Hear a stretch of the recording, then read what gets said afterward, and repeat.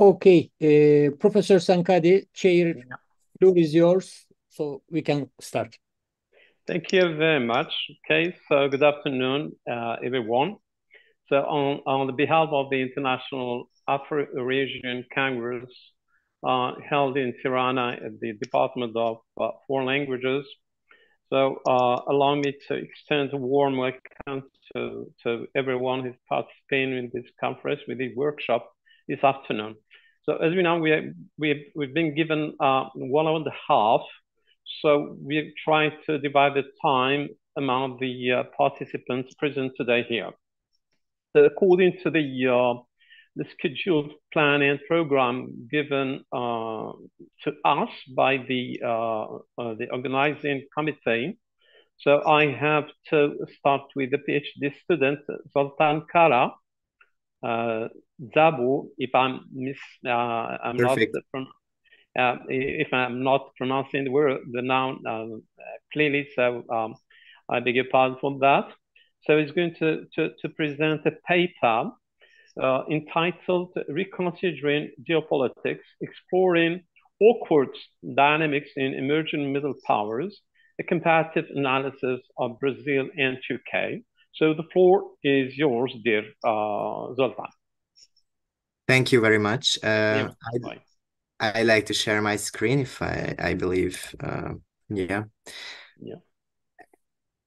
Can you see? Yeah, of course, we say it, yeah. All right, so I will start not from here, just a second. Sorry. I'd like to, but okay. So here I am. Okay, so thank you everyone. I'd like to thank the opportunity for the conference for me to present, and I special thanks to Ramachandra Birappa, my mentor and my very good friend István Vácz. So I brought a comparative analysis of Brazil and Türkiye, and I think we have to talk about why of this country, because they are so distant. But what I believe is that comparing Turkey and Brazil, we can see that they have similar behaviors, even though they are very far away, and it might indicate similar power levels too. I'd like to talk about, and I'd like to introduce you a theory that has been written in 2022, the awkward power.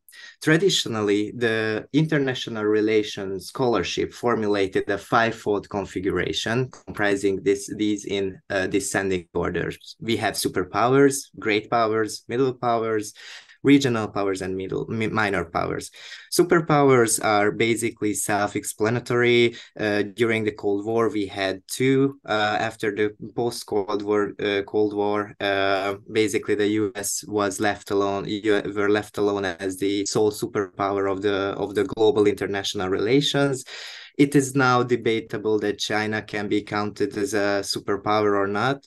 But what is more interesting in our case and in the case of Turkey and Brazil, as whether they are great powers, middle powers, or somewhere in between, because the international system is currently undergoing a structural change due to power balances and disruptive events. We can think about the wars, the ongoing wars and conflicts, and let's not forget the COVID-19 pandemic we just had in the last few years. The great power theory originally represented a select of few states with substantial hard and soft power capabilities, global interest, and some form of external acknowledgements that confirms a widespread acceptance of their standing. There were no specific definitional criteria. For example, Brzezinski and Paul Kennedy tried to give it, but failed to do so. Modelsky, for example, concluded that a country can be deemed a great power only if able to fight a great war. But we have to rely on other aspects such as GNP and other economic data and statistics, demographic, geographic, mineral wealth, energy reserves, and dependencies. In the case of middle powers, we also can have substantial resources, but it's more limited. Also, the military capacities is more limited. So in this, because of this, middle powers using diplomatic tools. They really like to form multilateral coalitions and using soft power to enforce policy goals for them. So what we can see is that the middle power, even though it can be big or small, what's very important is that they characterize as states responsible and trustworthy members, and they're relying on diplomatic and multilateral positions. What we can see is that some countries do not really fall perfectly in these categories. And this is why I'd like to introduce you the awkward power theory, which was a comprehensive effort to re-evaluate the traditional international relation power theories, which is made, yes, with the countries that they have a contentious or dubious international status, a country that has, for example, great power and middle power elements at the same time. And this gives them an awkwardness, a certain extent of awkwardness in their functioning as an international character. We have three layers of analysis in this case. We have a realist perspective, where we are witnessing and focusing on traditional physical capabilities. We have the diplomatic perspective, where we can see how a country basically behaves, and we can see the soft power, how it tries to influence for their own goals. And we also want to bring a constructivist perspective, which is a very important recognition in power, that the perception of themselves and the perception of others is very important. If you are recognized as a great power, basically you are going to be a great power. What's very different and what's very difficult in Brazil and the power discourse. Brazil has been called in the past 15 years a global power, a major power, an intermediate power, new influential power, second world giant, mobile power, takeoff country, superpower invading. So basically it makes our case so confusing that it's impossible to have a great conversation without being very confused by these labels. I know that it's a bit controversial to bring in a very new awkward power term, but the awkward power is trying to be comprehensive. And trying to give a definitive position for these countries and for this label as well. So moving on the realist perspective, starting with Brazil. Brazil is the current status, as you could see from those labels, is pretty much disputed. But also we can see that the economic statistics are very, very good in the case of Brazil. The GNP is 12th population, 7th in the world, territory is 5th biggest country in the world. They also have extraordinary mineral wealth and energy reserves. We can think about iron or oil as well. But the problem with Brazil is that basically all of their aspirations toward the major power status on its geographical size, resource base, and population and economic weight, and they don't really have anything else to back this up. Brazil has a weak military, even though the global firepower ranking ranked them 13th. That basically means a very strong naval fleet, but the other aspects of their military is not really strong. It wouldn't be capable to be very, very strong in a war conflict. And they also have a political instability, which really cripples the country's consistency. Here I can think about, for example, how sorry, just one moment. Yeah, so for example, there were two presidents who were impeached and in the last 25 years, and there were two major economic crises and corruption allegations, and this makes very, very problematic for the Brazilian realist perspective.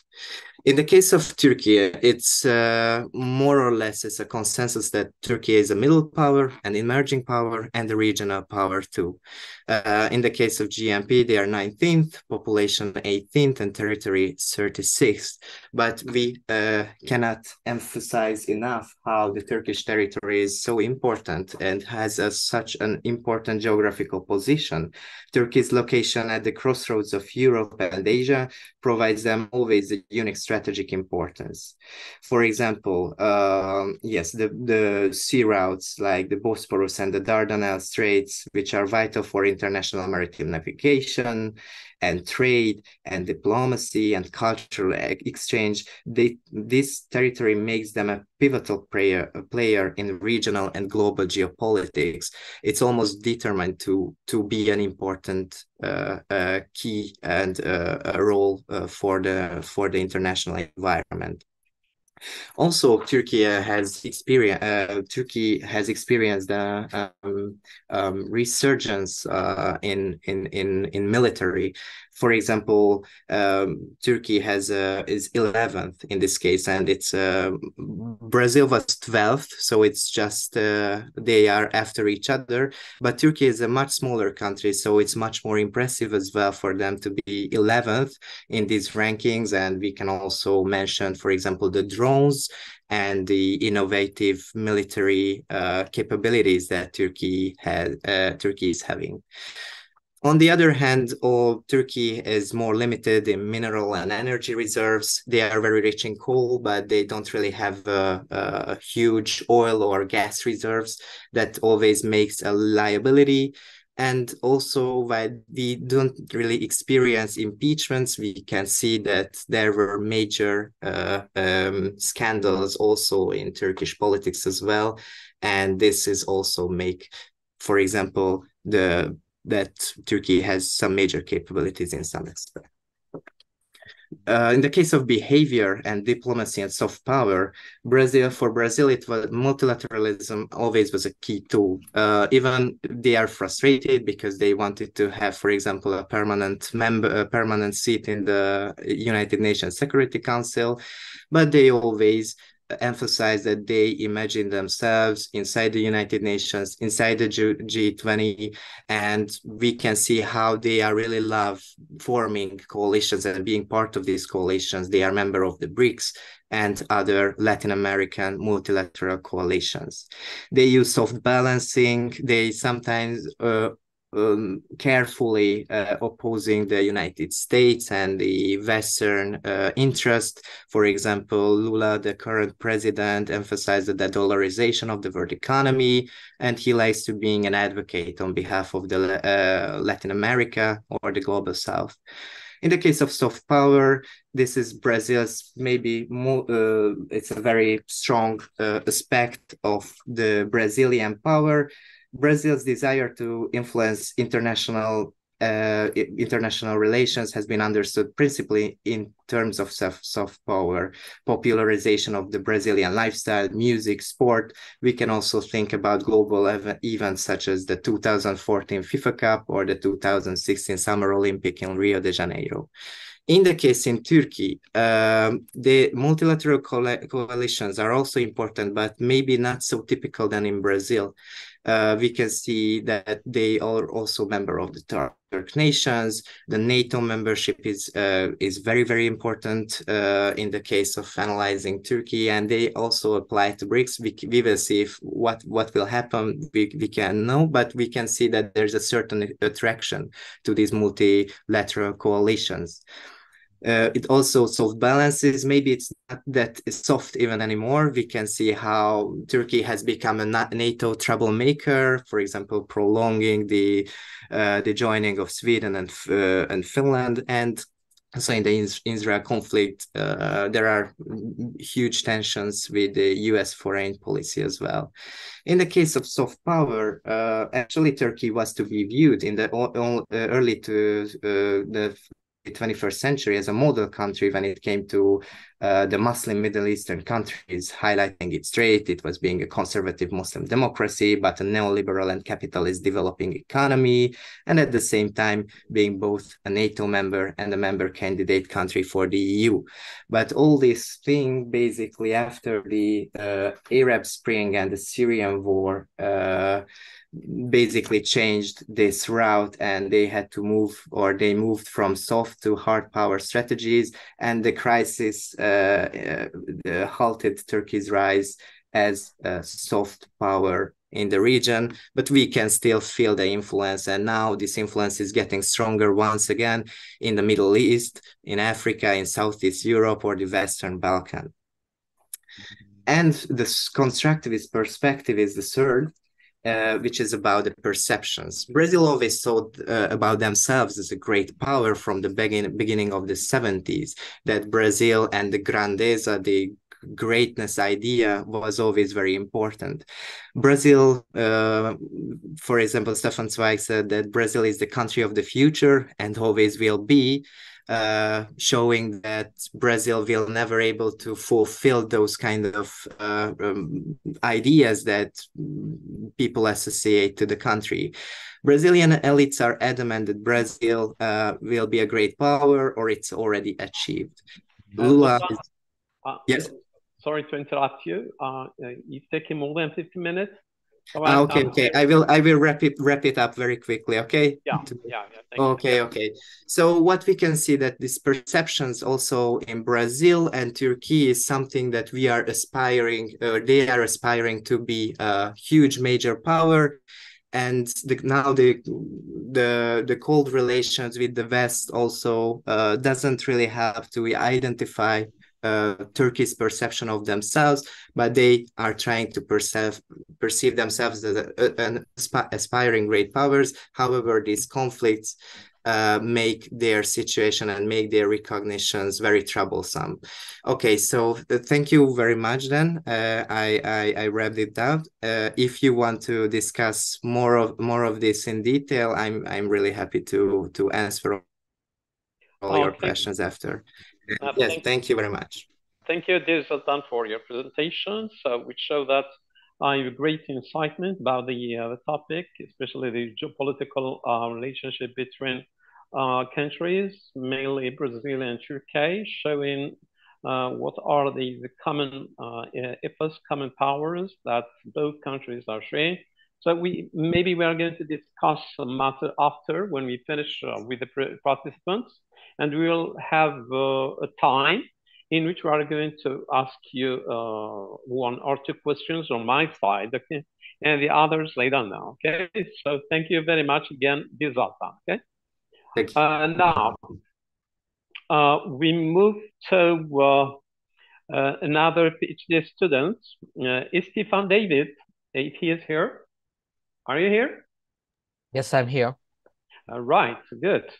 So our dear participant will present a paper entitled Modernization or Colonization of Iran, the Reuter Concession and its Geopolitical Consequences. So you're going to have 15 minutes. Try to be concise, and the floor is yours there. Thank you very much. I will share my screen. All right. Can you see my PPT? Yeah, of course, it's there. Great. That's very annoying. I don't know.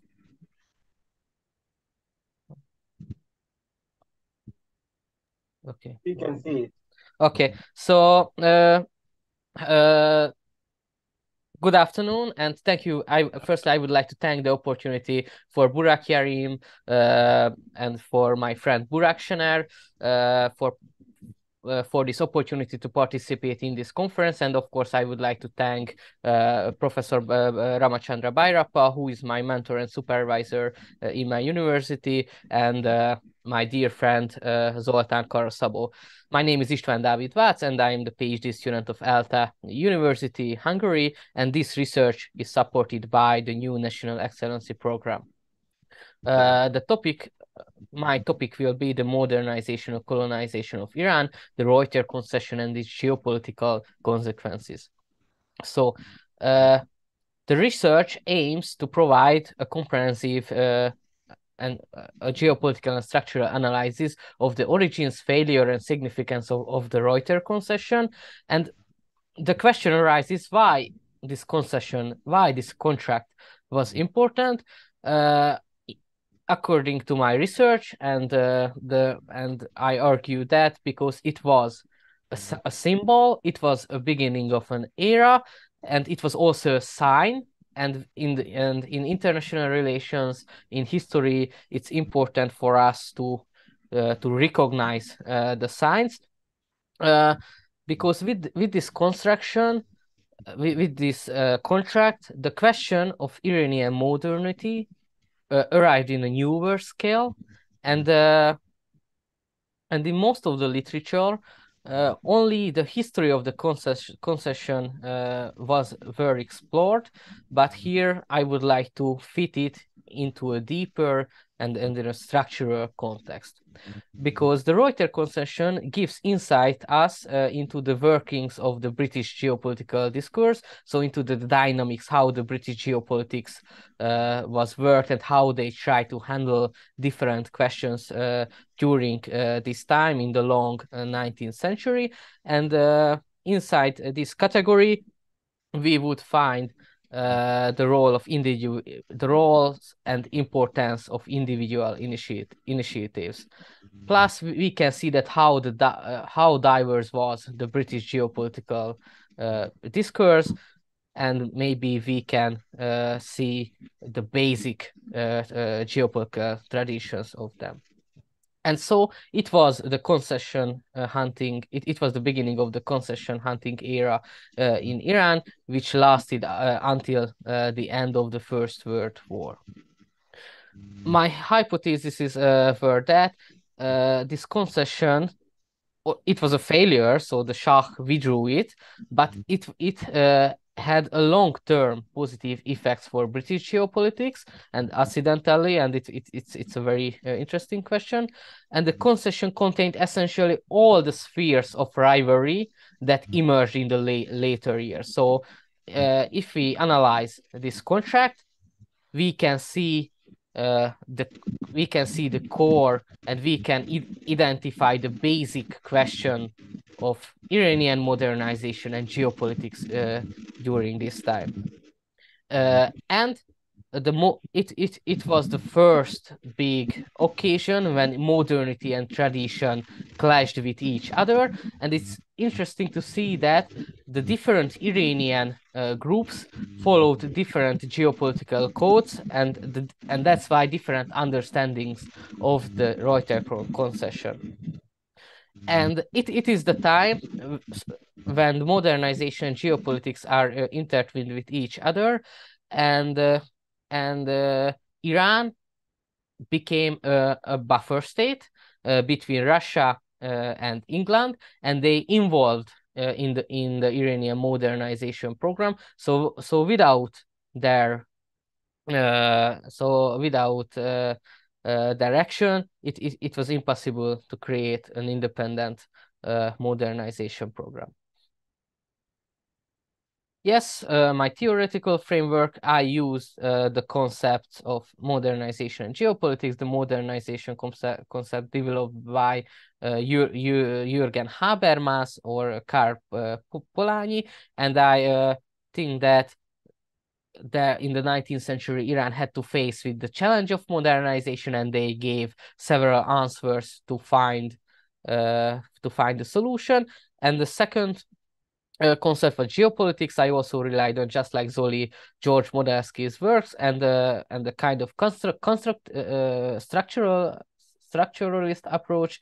So I think if we would like to analyze the Reuter Concession, we should put it in the 19th century geopolitical world order, and I used the framework and tools of the critical geopolitics. So that's why I use the words like geopolitical codes, which means practices by which states make sense of their identity, position, and role in a world of states. But of course, not just states has identity, position, and opinion about the world, but different elite groups and different social groups also have geopolitical codes. In order to do this research, I used the British archival materials, the main and the works of the main figures of that time. And here I would like to highlight the work of Sir Henry Rawlinson, and he is very important for us because he is the first, maybe the first big character and theoretical of the so-called, I call them as Curzonian geopolitical discourse. I used the works in Iranian language like this Asre Bihabariya Tarihe Emtiazate Dar Iran, so the history of the concessions in Iran by Ibrahim Taimouri, and it's very important because it's not just a scientific analysis, but he provided us a lot of primary sources. And besides this, of course, I used modern literatures too. So what was the Reuter Concession? It was given in 1872 by the Persian government to Reuter, and it was for 70 years. And in this concession, Reuter got almost everything in Iran. He could build railways, routes, mines, different infrastructures. He had the right to establish a bank, and he had the right to maintain the Iranian custom system for 24 years. So it means that Reuter became a second king of Iran, or his company became like very similar like British Indian company was. And for this, the Iranian government would have 20% of profit from the railway and the 15% of from other businesses. And it was not a big prices. And we should ask the question how a ruler and how a political elite could give such an extensive concession like this, even in the 19th century. If we would like to find the answer, we should analyze the Iranian modernization program as a process, and we can find that the challenge of modernization created several kind of answers, and during that time, in policy making, modernists and progressives could occupy policy-making positions in the Iranian governments. Mirza Hussein Khan and Malcolm Khan was the two Iranian intellectuals who organized this who organized and created this contract. And why? Because they totally believed in the Western values unconditionally, and according to the geopolitical codes, Russia was the main danger, and England was a friend and a model, but they totally underestimated the danger of British colonization. And according to their economic aims, they wanted to transform Iran to a modern state, but they wanted to find a shortcut and wanted to use a foreign power to develop this process, and we call it as colonization and not modernization. Interestingly, the British Foreign Office didn't support Reuter's idea because they followed foreign policy of appeasement with Russia, and they had a fear that maybe the proposed railway would serve Russia, because according to the Reuter Concession, the Caspian Sea and the Persian Gulf would be connected with the railway, and it was one of the main questions of the era, that how should the Russian and the British sphere of interest connect with each other. And there was personal characteristics also, because Reuter was born in Germany and he had Jewish origin, and the British elite classes had anti-Semitic sentiments, and that's why they thought Reuter is an adventurer, and he didn't belong to our group. But parallelly, others in the British geopolitical discourse liked this concession and wanted to support very much. As you can see that in the whole history of the dealings between states and individuals, there had never been so extraordinary a series of privileges conferred on any person, or what Rawlinson said, there was something grand, something heroic in the idea of sacrificing national pride, almost national independence, to the eventual I cannot pronounce this word, of a fallen country, but the scheme was hardly practical. So while the so-called imperial British geopolitical tradition didn't support it, the Reuter Concession, the British Indian, which was later, I call them a Curzonian tradition because he was the most prominent figure of this tradition, they supported the idea because they thought that Persia is a crucial state, and if Britain can build influence in any sphere, they have to do this. So that's why British India wanted to keep alive the Reuter Concession after its 1874 withdrawal too. And why the concession failed? It has several reasons, because of Iranian reasons, because of domestic politics. The majority of the Iranian society and the Iranian elite recognized the colonization perspective of the Reuter concessions, and some part of the Iranian elite, the clergy, the mullahs, had very deep anti-Western sentiments too, because of international reasons, because of the Russian opposition. And this was the first period when it was clear that if Britain wants to do something, Russia will oppose, and if Russia would like to do something, Britain will oppose. So Iran totally became a buffer state, and the question of modernization had very limited space. And of course, the international reason was that, the other international reason was that the British decision makers, the dominant British decision makers, didn't support the concession. And of course, if we analyze it, it was not a suitable contract. Iran was a pre-modern state, with pre-modern conditions, and without great power support, it was impossible to use a concession like this. And why this contract was so significant, I tried to find different explanations, and I categorized them into two categories. First, the symbolic and long-term significance. As also in the literature, we can find that it was the first big clash between modernity and tradition in Iran, but it was the first. It was also the interconnection of the Iranian modernization and geopolitics as well. And the question was how Iran should integrate into the 19th century world order.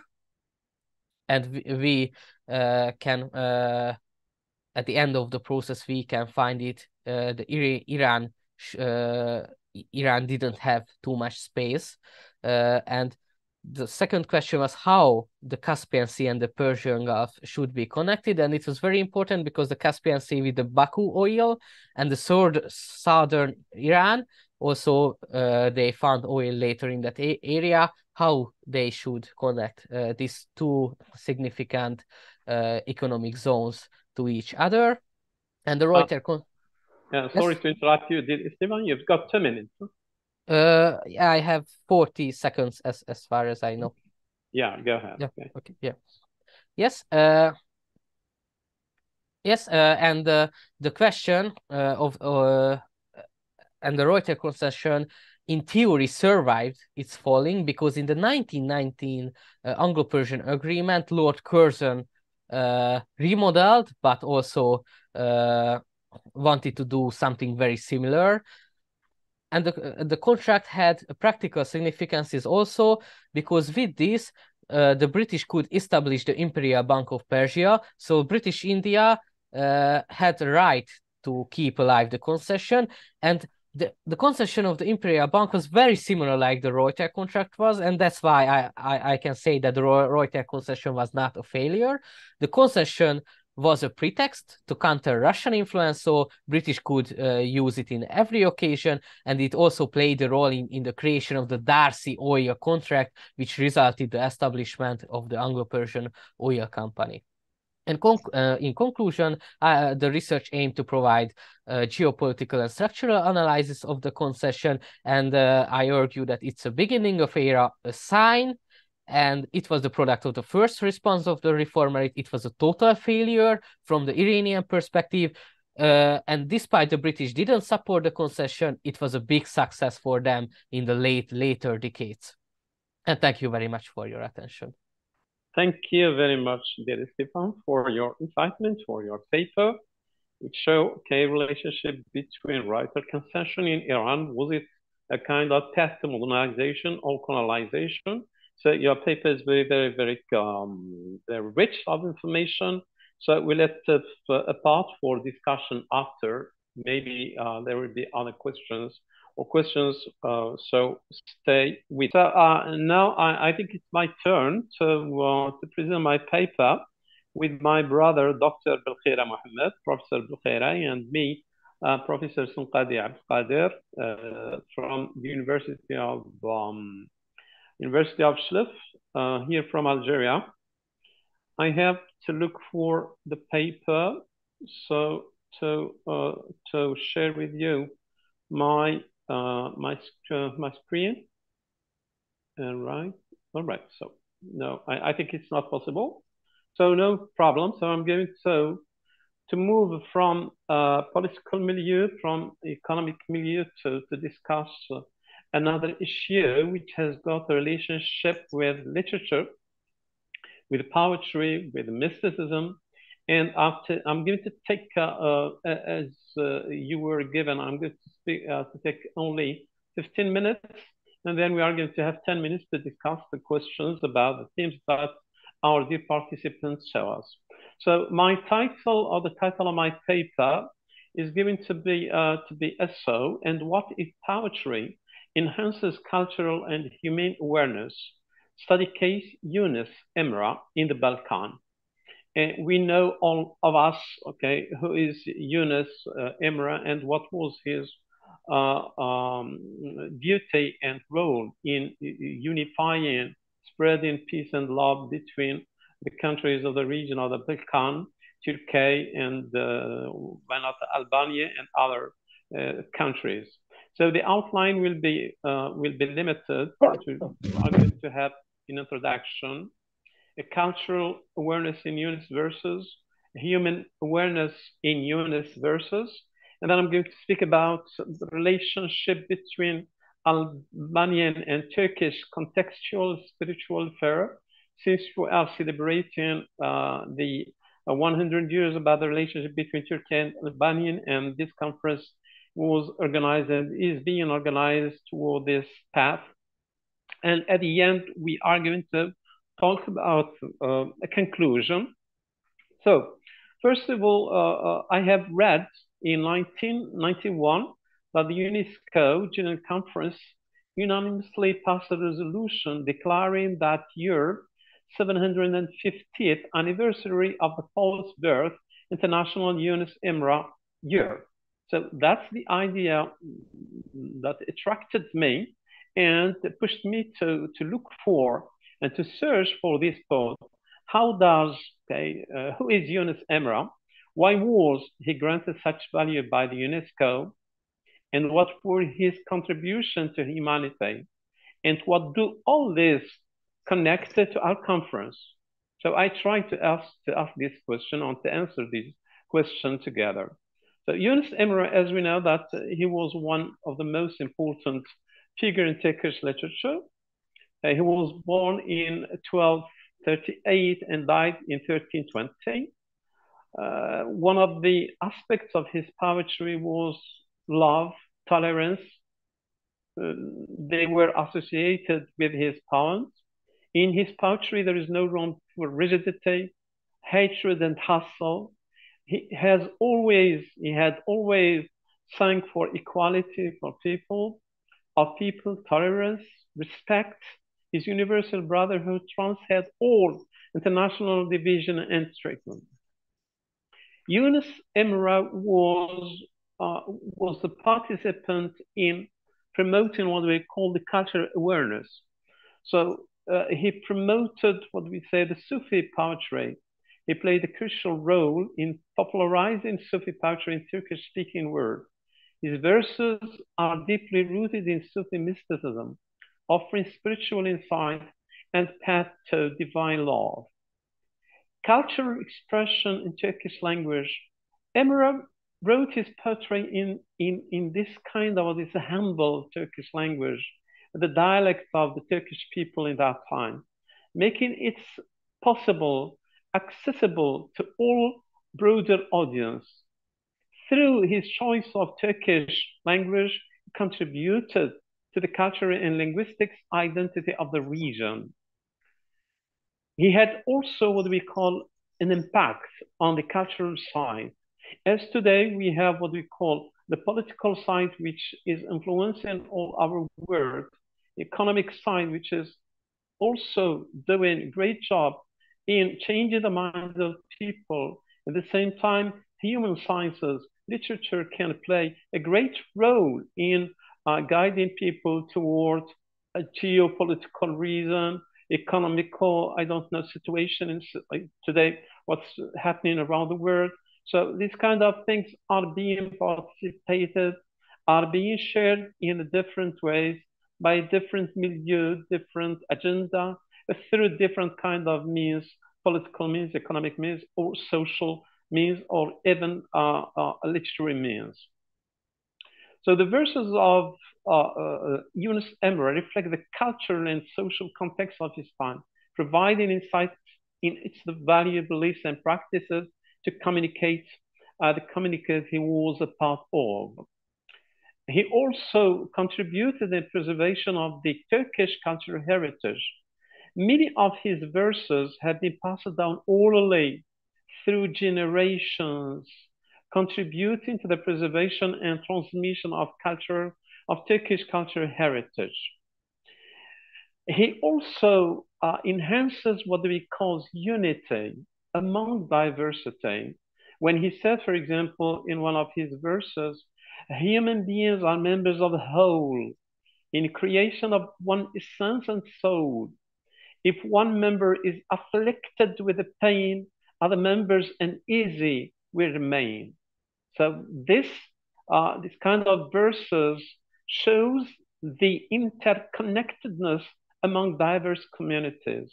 The verses often emphasize the common human experiences and share spiritual value, transcending cultural and social division. He may reflect also often the diversity of culture and communities around him. He might explore the beauty of diversity and advocate for mutual understanding and respect. Sometimes when reading his poems, you think that there is something that's pushing you to respect the others, to coexist with the others. And when I read, for example, when I made a ground flat where it lies, on it I had those mountain rise. I designed the vault of the skies, for I hold all things in my sway.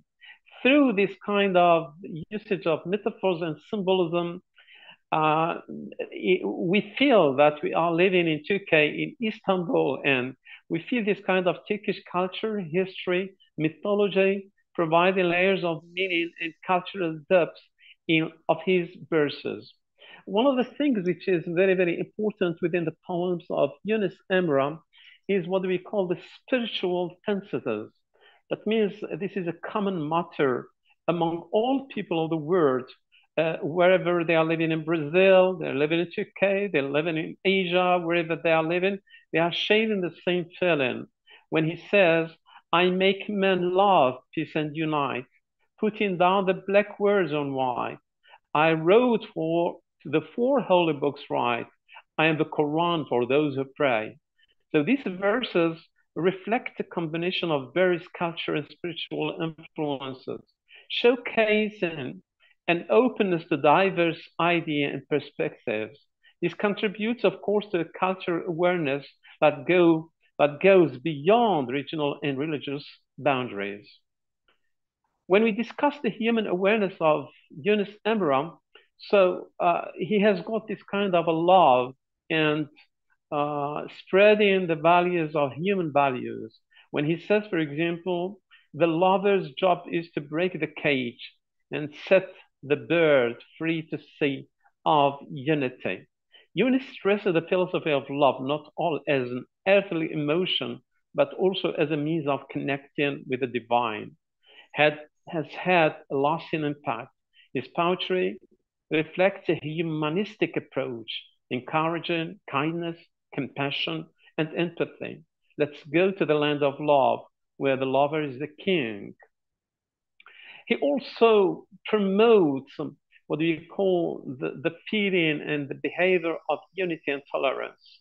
When he says, today we have this kind of problem between what we are witnessing in the Middle East, in Africa, in Asia, in different kinds of places, this slaughtering, kill other people. So when we read the poems of Yunus Emre, we feel that it is an open door for everyone. When he says, listen, come again, whoever you are, come. Heathen, fire worshipper, or idolaters, come.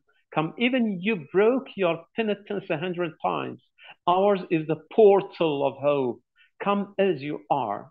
So these verses emphasizes what we call the interconnectedness of all people and encourage understanding and accepting of the diversity. This theme has had a lasting impact on Turkish and Balkan cultural consciousness. Unity, brotherhood, and spirituality. I make men love peace and unite, putting down the black words on the white. Before I move to the fourth point, I feel that when I'm reading Yunus Emre, I found what we call the empathy for others. Don't brag about being strong, but truly strong don't need to prove it to anyone. Through these lines, he explores the human humility, experience, acknowledging the joys and the struggles of individuals, and promotes readers to emphasize with the emotion and the experiences of those around them. We have to feel the sufferings of the others. If we feel that, we can forget our hatred. We are going to feel and to forget our conflict, hoping to reach our aim of unity and love. Now, he may be, now my question is, what is the relationship with my paper to the conference that organized by our brothers in Albania and Türkiye? So from an Albanian and Turkish contextual spiritual sphere, I have one information. Some of the most famous Babas, who also seem to have had some kind of direct bearing on Yunus Emre, where one of them, his name is Haji Bektaş Veli, born in 1209 and died in 1271. And you have another one, Teftok Emre, Sari Celtic, and Barak Baba. But the one who attracted me is the first one, Haji Bektaş Veli. You know that Haji Bektaş Veli is well spread in Albania. We know that the Bektashi order is an Islamic Sufi order that spread to the Albania through Albanian Janissaries during the period of Ottoman control in Albania. And nowadays we have, if I took kind of statistics, I found that the Bektashi make up 20% of the Albanians Muslims population, 20%, and 2.5% of the country's population in Albania. So the Bektashi order has taken on a patriotic and nationalistic character, and it has played a major role in the Albanian national awakening. So if I try to combine between Yunus and the Bektashi order in Albania, I have find that we have a great correlation and strong relationship between the two orders. And Bektaş has got a role in guiding Yunus Emre. And after that, Yunus Emre was recognized as one of the Sufis and one of the the great poets of the region in general. So there is a strong relationship between the two. Conclusion. What we are doing so, what I'm saying so. So as a conclusion, I have just to read one quotation of Sharaf Ateş.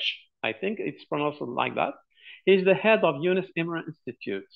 We have different institutes taking the name of Yunus Emre, spread of the word. I don't know if in Albania there is one or no, but it's high time to, what do you say, to inaugurate and to state one of them, because according to the head of the institute, he said, in order to restore stability and peace in the region, and for the people to live in peace, there is a need to spread the philosophy of Yunus Emre.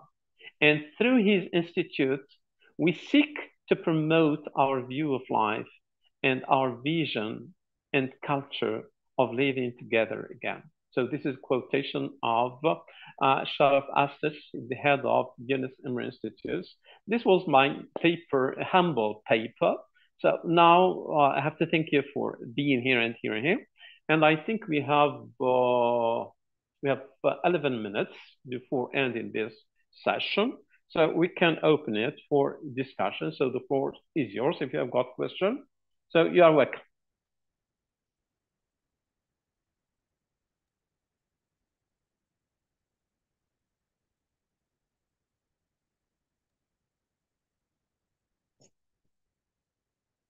Thank you very much. I think there were great presentations.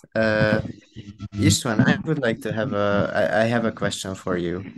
What do you think that what kind of social backgrounds represented the different kind of ideas how Iranians imagine geopolitics in that era? What kind of social backgrounds they are coming from, or you can see some patterns how and where was the break lines, the society was divided, how to have concepts about their country's geopolitics. Yes, thank you very much. Your question, Zoli. Of course, social backgrounds means a lot, and this Anglo-friendly, this unconditionally Anglo-friendly geopolitical agenda was followed by a key group of elite circles who participated in modern Western education, but because of its failure, the modernist became more critical. So in the second response of the modernization, the Mashrute used these experiences. And of course, there were different geopolitical agendas based on social status.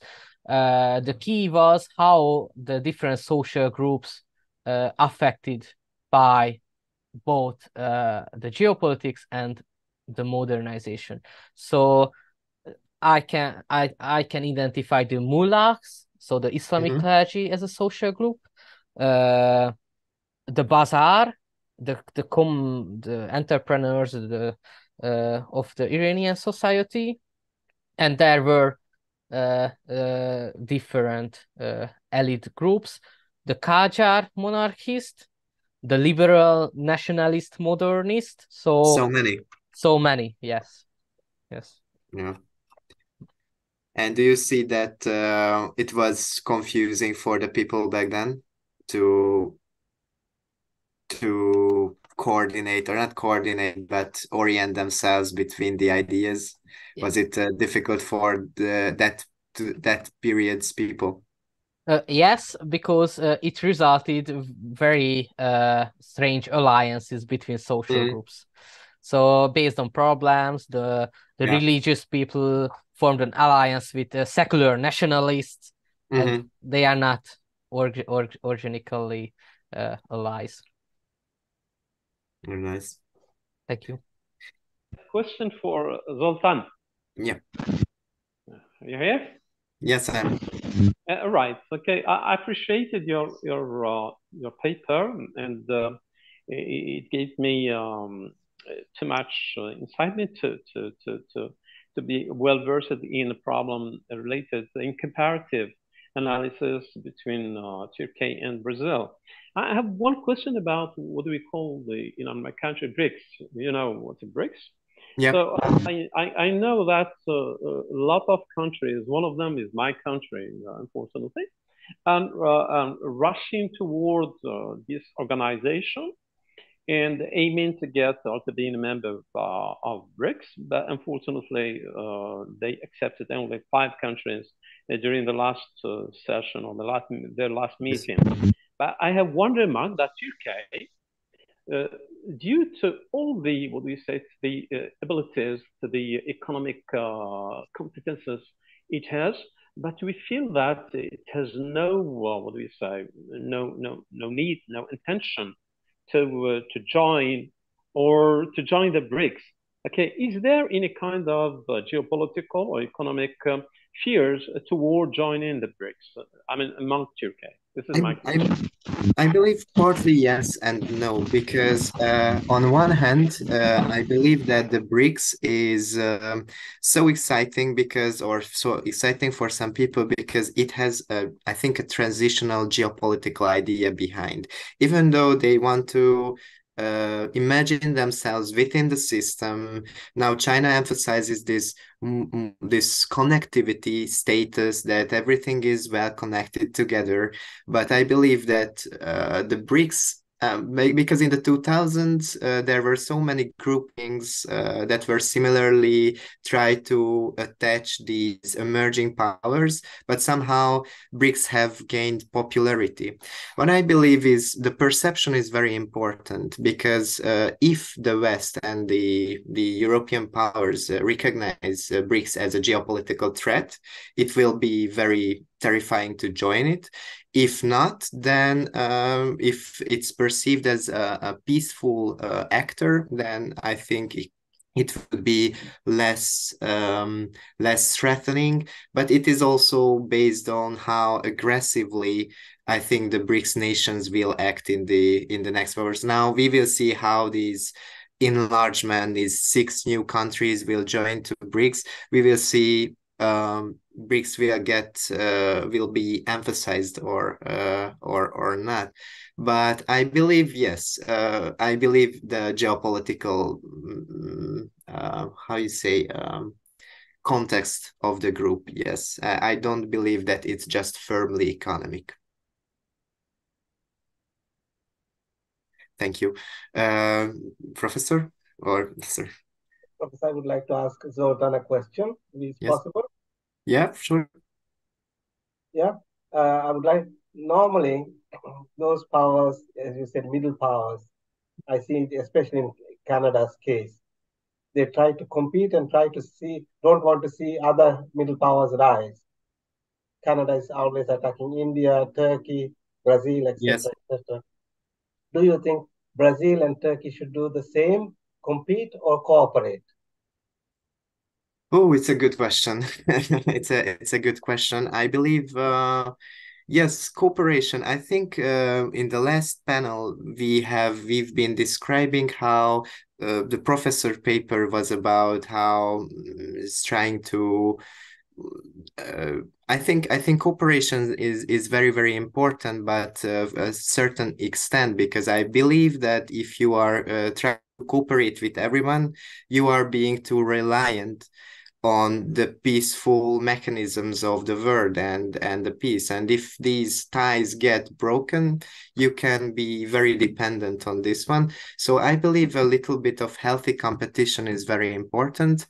But yes, of course, cooperations is usually nice, but I don't think it's very good if you are keep a very good cooperation with everyone, because if someone gets out from the supply chain, then it can cause very grave problems for those countries, I believe. Thank you. And another question for István, if it's possible. István, you said Reuters was a character at that time, not a country, that was changing geopolitics. Do you think Elon Musk today is the same position? I think can be. Yes, it's a very good comparison, Professor. I think he can be also, and characters like Musk, and especially in our era, the power between states and companies are not the same in the 19th century. In the 19th century, states had more power than now. So yes, I think companies and this individual initiatives like Elon Musk, like Jack Ma, so like Bill Gates, they can form geopolitics as well. I totally agree. Thank you very much. Thank you very much. I would have only one question for this regards, reflecting to your dialogue, is that do you think that, for example, foreign direct investments have gained a big popularity in the last period of time, especially describing how China is influencing its positions? Do you think that in an American case, when we are not talking about a state-owned company, can we talk about geopolitics in regards of foreign direct investments? Do you think is it a possible thing to conceptualize it, or is it just a good fit for China? But for example, for America, I believe that sometimes what the private company does, it's not necessarily has the interest of the state. It's an open question for anyone, basically. Sure, Zoltan, if I can answer you, my Sure. opinion is China controls most of the companies indirectly or directly. Yes. The American side is more subterranean. They have the banking system, which is all linked to the American state and regulation, and also the stock market. Mm-hmm. If Elon Musk says something that is not, it's against the American state or the American interest, then they will literally massacre his shares in the stock market. So I think both systems are the same, but one is more visible, other is not that visible. Okay, yeah. I thought similarly. Thank you, Professor. Professor Senkadi, your mic is turned off. So thank you very much for everyone. I think time is up. So on my part, I have to thank all participants for sharing with us these ideas, incitements. It was great honor for me from Algeria to be the chair of this workshop. Hot and warm thanks goes to our dear Professor Hakan, okay, from Fethiye University, for giving us this opportunity to be a member of this humble table, so that we have shared our ideas and opportunities. So I have also to thank our dear technician from Dubai, huh? Yes, I'm from Dubai. Let me show myself. Yeah, because I followed you yesterday. I mean, the opening of the conference, and you told us that you are talking from Dubai. Okay, so I have to thank you. Also, I was just about to tell you, pass to you that Hakan Arıdemir's best regards, warm regards. He just typed me on WhatsApp. Please tell Professor Senkadi about it, and also your colleague Belkhira Mohamed. Also, he wants me to pass his best regards to him as well. Okay, received. Okay, warmly received. Okay, so thank you very much. Thank you for everyone. Okay, and see you one day in another conference, inshallah. Inshallah, in Algeria. Inshallah, you're welcome. Thank you very much. Bye.